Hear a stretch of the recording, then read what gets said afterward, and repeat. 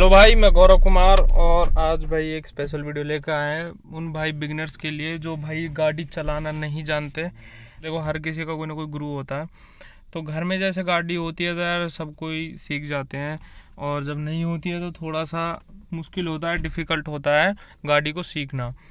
तो भाई ज़्यादा बड़ा रॉकेट साइंस नहीं है। जब आपके पास भाई कोई चीज़ होती है ना, तो आप उसको डेली बाय डेली थोड़ा थोड़ा यूज़ कर करके आप सीख जाते हो। तो भाई मेरी जो स्टार्टिंग हुई थी गाड़ी सीखने की, वो हुई थी भाई जब मैं छोटा ही था। मतलब मैंने स्टार्टिंग में कपड़ा मारना स्टार्ट किया। कपड़ा मारने के बाद अपने ही घर में आगे पीछे करना स्टार्ट किया।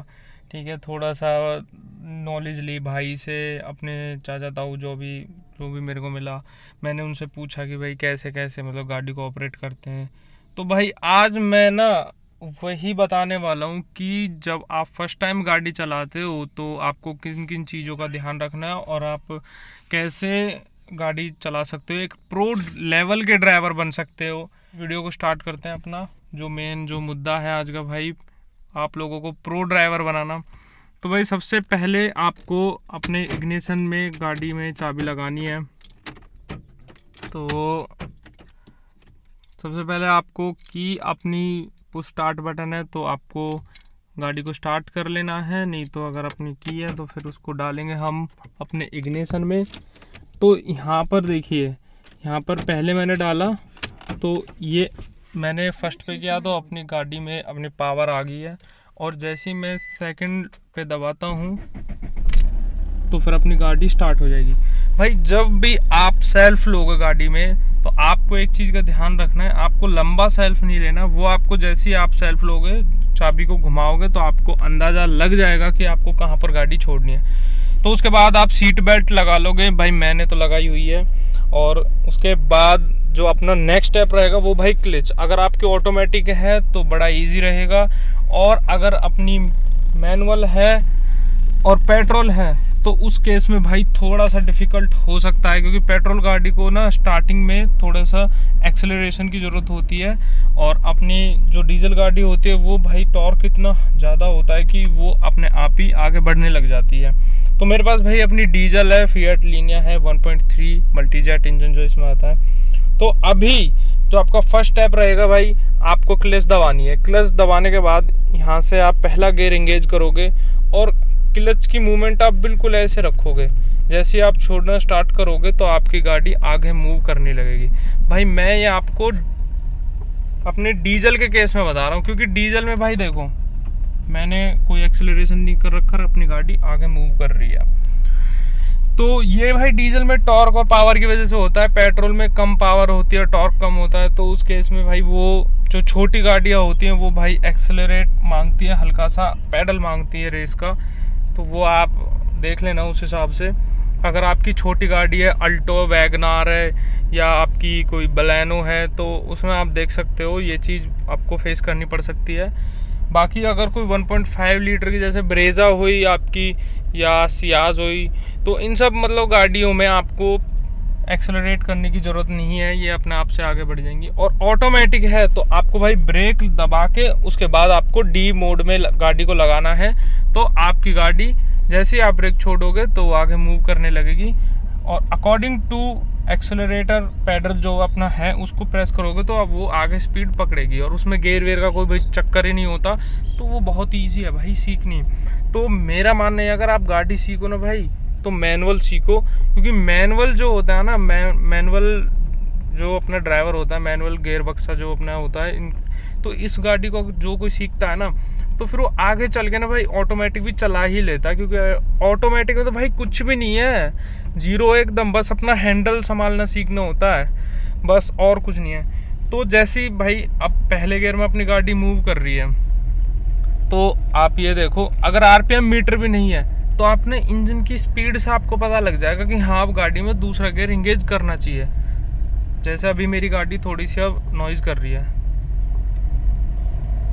तो अब मैं दूसरा गियर एंगेज करूंगा। और क्लच भाई पूरी छोड़नी है। अगर हाफ क्लच रखोगे तो भाई क्लच में नुकसान आ सकता है। और आरपीएम मीटर मैं बता देता हूँ, अगर आपकी गाड़ी में आरपीएम मीटर है ना तो आप कम से कम भी 1500 आरपीएम या 1500 2000 आरपीएम के आसपास आप गियर जो है अपना नेक्स्ट डालोगे। एक मतलब स्टार्टिंग में जो आप अगर आप ज़्यादा स्पीड में गाड़ी नहीं लेते हो तो मतलब जो गियर बदलने की जो एक्चुअल पोजीशन होती है वो 1500 से 2000 आरपीएम पे होती है। तो उसके बाद आप चलाओगे। अब जैसे अभी मैंने दूसरा गियर डाला हुआ है और ये 1500 आरपीएम पे अभी गियर मांग रही है नेक्स्ट, तो अभी मैं नेक्स्ट गियर लगा दूंगा। अभी भाई स्टेयरिंग का बताता हूँ मैं कि आपको स्टेयरिंग किस तरीके से होल्ड करना है। देखो सबसे पहले आपको स्टेयरिंग यहाँ से पकड़ के रखना है, यहाँ से आपको अच्छी ग्रिप मिलेगी। बाकायदा कुछ कंपनियाँ जैसे ये एक बढ़िया ब्रांड है तो उस हिसाब से यहाँ पे आपको ग्रिपिंग के लिए भी दे रखा है। तो अभी भाई स्टेयरिंग को कैसे होल्ड करना है, ये पोजीशन भाई स्टेयरिंग की इस तरीके से होनी चाहिए जिसमें भाई पता लग जाएगा आपको कि अपना स्टेयरिंग सीधा है या उल्टा है। ठीक है, तो आपको ऐसे पूरा का पूरा होल्ड करके रखना है स्टेयरिंग। और जैसे ही आप गाड़ी चलाओगे तो आपको डायरेक्शन भाई ऑटोमेटिकली पता लग जाएगी कि अपनी गाड़ी किस डायरेक्शन में जा रही है। तो जो अपने जो बिगनर्स हैं भाई वो स्टार्टिंग में स्पीड कम ही रखें, जिससे आपको स्टेयरिंग का ये अंदाज़ा पड़ जाएगा कि भाई कितने में अपने को कितनी अपनी गाड़ी कट करनी चाहिए। और अपनी गाड़ी का भाई धीरे धीरे ना अंदाज़ा पड़ जाता है, और जब आप चलाते रहते हो तो फिर आपको ये भी अंदाज़ा पड़ जाता है कि गाड़ी कहाँ पर कितनी लेंथ है और कितनी नहीं है। बेसिकली जो SUVs होती हैं उसमें भाई बोनट वगैरह दिखाई देता है तो वो चलानी और ज़्यादा ईजी हो जाती हैं। तो स्टेयरिंग रिस्पॉन्स वो आप अपनी गाड़ी का अकॉर्डिंग चेक कर लेना, बाकी ऐसी कोई दिक्कत नहीं है। आप जैसे ही चलाओगे ना आपको खुद से खुद अंदाज़ा पड़ जाएगा गाड़ी कितने पे काटनी है कितने पे नहीं। और भाई जैसे नैरो रोड है बिल्कुल, तो आप ट्राई करना कि कोई चौड़ा अपना रोड हो जहाँ पर आप ये सब चीज़ें ट्राई करो। खुला एरिया होना चाहिए, क्योंकि ऐसा ना हो कि भाई आपकी गाड़ी कहीं ना कहीं ऐसे खेत वगैरह में कूद जाए या फिर किसी में टकरा जाए। तो सबसे पहले आपको इन सब चीज़ों का ध्यान रखना है और उसके बाद आपको गाड़ी चलानी है। और भाई ध्यान रखना, जो भी गाड़ी चला रहा है, जो भी गाड़ी सीख रहा है, तो साथ में भाई कोई ना कोई रखना। जैसे हमारे पास ये भाई हैं लेकिन इनको अभी अच्छे से ड्राइव आती नहीं है, तो इसलिए अपन इनको लेके भाई सेफ्टी के साथ में काम कर रहे हैं। तो अभी भाई देखो, ये तो होगी भाई गाड़ी आगे मूव करने वक्त की बात कि भाई कैसे मूव करनी है। बाकी अभी जैसे आप चलाओगे ना तो धीरे धीरे आपको पता लग जाएगा कि भाई कैसे मेरे को आगे ऑपरेट करना है। और भाई जो मिरर्स है ना इनको आपको सेट करके रखना है, पीछे वो उधर वाली साइड पे और ये इधर, इनकी भाई जो सेटिंग है वो ऐसी होनी चाहिए कि साइड से ना आपको पूरा विजिबल हो कि पीछे से कौन सा वाहन आ रहा है कौन सा नहीं। अब देखो मेरे को अपनी गाड़ी की साइड भी विजिबल हो रही है, प्लस पीछे से कोई अगर गाड़ी आती है तो वो भी विजिबल रहेगी। और भाई आगे अगर आपका ध्यान आ गई है तो आपको साइड में भी अपना नज़रों को रखना पड़ेगा। मतलब इतना रॉकेट साइंस नहीं है। देखो जब आप रूटीन में जब आप चलाओगे ना धीरे धीरे तो आपको वो सब चीज़ें पता लग जाएंगी। देखो जैसे मैंने अभी गाड़ी बैक ले रहा हूँ तो मैं उधर भी भाई उस मिरर में भी देख रहा हूँ और साथ में इस वाले मिरर में भी। इससे क्या है भाई कि मेरे को डायरेक्शन का पता लग रहा है कि मेरी गाड़ी सही जगह जा रही है, ना कि किसी गड्ढे वड्ढे में ऐसे ही कहीं। तो इन सब चीज़ों का भाई ध्यान रखना पड़ता है अपनी गाड़ी को मूव करते टाइम। और कहीं मोड़ रहे हो आप तो उस कंडीशन में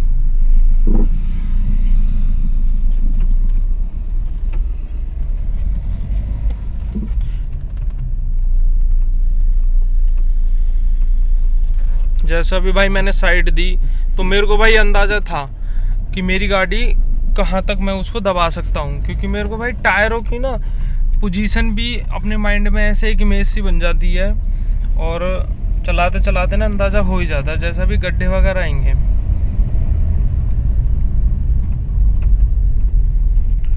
अभी भाई यहाँ पे देखो कितना कीच वगैरह हो रखा है। तो अभी भाई जो मेरा जो माइंड है ना वो अपने टायरों की तरफ है। तो अपने को ना यार आगे बहुत ज़्यादा फोकस करना है कि भाई आगे रास्ता कैसा होगा कैसा नहीं।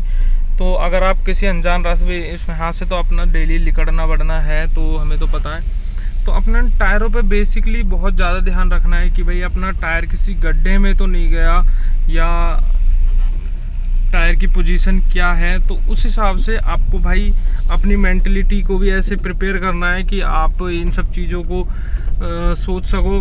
क्योंकि यार कुछ चीज़ें ना आपको अंदाजे से ही करनी पड़ेंगी। ये चीज़ भाई नहीं पता लग पाता कि आपका टायर कहाँ है कहाँ नहीं है। अब भाई पानी भर रहा है और गड्ढा आ भी गया तो भाई आपको थोड़ी ना दिख रहा है, अंदाजे से ही तो चलोगे आप। तो भाई ये सब चीज़ें होती हैं। बाकी अगर आपको प्रो ड्राइवर बनना है तो भाई इन सब चीज़ों को फॉलो करो, और ज़्यादा से ज़्यादा 1 हफ्ते में अगर आप करोगे ना तो आप एकदम प्रो लेवल के ड्राइवर बन जाओगे और बढ़िया फर्राटेदार गाड़ी चलाओगे। ड्राइविंग स्कूल्स वगैरह भाई मैंने तो आज तक ज्वाइन किया नहीं है, अभी मेरे साथ है भाई यही है, मैं तो इसको भाई खुद ही सिखा दूंगा। कभी भी ड्राइविंग स्कूल तो ज्वाइन नहीं करूँगा। करा को ड्राइविंग स्कूल नीड ही ना है तो भाई यही है, हमारे साथ रहेंगे तो भाई प्रो लेवल के ड्राइवर बन जाएंगे। तो आप भी चैनल को सब्सक्राइब कर दो और प्रो लेवल के ड्राइवर बन जाओ हमारी तरह। और भाई एक बारी मैं आपको ब्रेकिंग का बता देता हूँ कि ब्रेक आप किस तरीके से लोगे। देखो जैसे मेरी गाड़ी अभी चल रही है भाई दूसरे गियर में, और स्पीड आप देख रहे हो भाई, स्पीड भी कम ही है।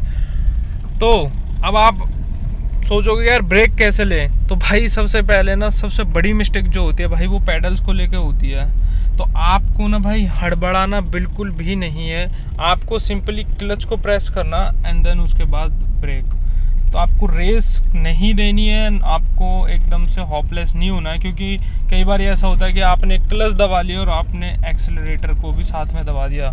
तो भाई ऐसे आपको ना हड़बड़ाना नहीं है। और उस चीज़ के लिए ना आप जो कर सकते हो, एक ना खुले मैदान में चलाना फर्स्ट टाइम अगर आप चला रहे हो तो उसमें आपको भाई अगर आप ऐसी कोई हरकत भी करते हो तो आपके साइड में जो बंदा है वो भाई उसको उस टाइम उस सिचुएशन को आप संभाल लेगा। लेकिन आपको कभी भी भाई ड्राइविंग करते टाइम आपको हड़बड़ाना नहीं है, बिल्कुल चिल रिलैक्स मोड में आपको गाड़ी चलानी है। और जो ऑटोमेटिक कार्स होती हैं भाई उसमें तो भाई 2 ही पैडल होते हैं, तो आपको अपने राइट वाले पैर का ही यूज़ करना है और बाकी दूसरा पैर आपको फ्री होना चाहिए, क्योंकि अगर आप दोनों पैर्स का यूज़ करते हो ऑटोमेटिक में तो आपके भाई एक्सीडेंट के चांसेस बहुत ज़्यादा हो सकते हैं, क्योंकि भाई दोनों पैर आपके एक साथ में चलेंगे। तो उस केस में आप ब्रेक और एक्सीलरेटर दोनों साथ में ही यूज़ करोगे। तो भाई मैंने आपको बता दिया भाई ब्रेकिंग का भी, आपको किस तरीके से भाई ब्रेक लेनी है। और ब्रेक लेने के बाद ना जब आप गियर डाउन करोगे तो भाई पहले आप क्लच दबा कर रखोगे। ब्रेक लेने के बाद में जब आपकी गाड़ी की स्पीड डाउन हो जाएगी अकॉर्डिंग टू द स्पीड आप फिर वो गियर आप इंगेज करोगे। जैसे अभी मेरी गाड़ी बिल्कुल 0 पे ही है, 5 या 10 की स्पीड है, तो उस केस में मैं अपना पहले गियर में ही गाड़ी को ड्राइव करूंगा, क्योंकि भाई इनिशियल स्टेज में आप गाड़ी को दूसरे तीसरे गियर में नहीं चला सकते। उसमें फिर भाई आपको गाड़ी फिर झटके देगी और अपनी गाड़ी फिर स्ट्रगल करेगी आगे बढ़ने में। तो इसलिए आपको इन सब चीज़ों का ध्यान रखना है। और मेन जो है भाई ब्रेकिंग का, क्योंकि भाई ब्रेक लेने में बहुत हड़बड़ाहट हो जाती है कंडीशन के हिसाब से। अगर आप रोड पे चल रहे हो, गाड़ी अगर थोड़ी बहुत स्पीड में है, आपको घबराना बिल्कुल नहीं है भाई, आप इजीली ब्रेक ले सकते हो। बस आपको ये ध्यान रखना है कि ये वाला पैर आपको सिर्फ क्लच के लिए होता है और आप क्लच के लिए ही इसको यूज़ करोगे, अदरवाइज़ आप इस पैर को यूज़ नहीं करोगे, आप इसको फ्री रखोगे, आप इसको यूज़ बिल्कुल नहीं करोगे, क्योंकि ये वाला पैर आपका, ये वाला जो अपना लेफ्ट पैर होता है ये अपना क्लच के लिए ही होता है और इसको क्लच पे ही यूज़ करना। और जो आपका राइट वाला पैर है वो आपका ब्रेक और एक्सेलरेटर के लिए होता है, तो आप उसको खाली ब्रेक और एक्सेलरेटर के लिए यूज करोगे। बाकी भाई अगर आपको वीडियो पसंद आई हो तो लाइक कर देना, सब्सक्राइब कर देना चैनल को। Thank you so much.